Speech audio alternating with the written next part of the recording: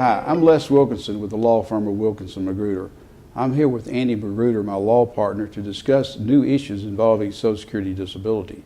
One of which is important and will affect a lot of our clients who are veterans is how the Social Security Administration accepts or determines or receives information from the Veterans Administration, especially dealing with the rating decisions that the VA has made on our clients. I know for one thing it's going to have a big impact upon is post-traumatic stress disorder, because I think that's where most of the post-traumatic stress disorder cases come with Social Security is involved in. And so, Andy, my impression is they're going to make it difficult for veterans to get Social Security disability based on post-traumatic stress. Well, I agree with that, Les, and I think they're making the regulations more difficult for veterans with a lot of impairments, but particularly PTSD, because Social Security has changed the listings in terms of what's required for someone to meet a listing for PTSD. And as we've talked about before, a listing, if a claimant meets a listing, then Social Security doesn't look at whether they can perform their past work or other jobs. But again, Social Security has changed the rules in terms of what it takes to meet a listing for post-traumatic stress disorder. They've also changed, Les, the rules when it comes to how they consider the rating decisions from the VA. And can you tell our viewers about that, please?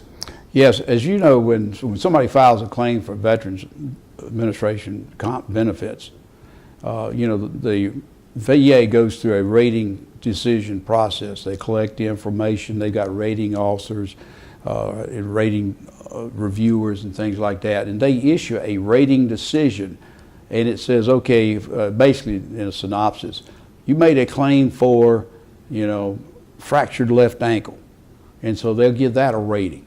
You made a claim for injured back, they'll make a rating for that. You made a claim for post-traumatic stress disorder, they'll make the rating decision on that, and so forth. And they're all different types of conditions that they might have filed a claim for. And so but now the Social Security Administration is going to take a very jaundiced eye at those rating decisions and the conclusions that the VA made. So if somebody gets total and permanent disability for the VA, that means Social Security is not going to accept that for Social Security disability purposes. Unless what it means is up until very recently, in fact May 1st of this year, Social Security was required to at least consider these rating decisions. So if a veteran was 100% service-connected disabled or deemed unemployable by the VA, Social Security had to consider those rating decisions, but they weren't required to accept them. Now, with the changes in the rules, Social Security doesn't even have to consider that the VA has deemed that someone's 100% disabled or deemed unemployable. Again, this is part of a larger changes in the rules, set of changes in the rules by the VA to make it, or by Social Security to make it harder for people to be deemed disabled. But now for the VA purposes though, VA has a whole different set of rules, and so you might be still deemed totally and permanently disabled by the VA, whereas Social Security will say, nah, we're not going to accept that. So these are changes that should and that will impact you. So if you got any questions or you have any issues involving your disability benefits, give us a call. We'd love to help you. Now, we probably got some more topics, so don't go away.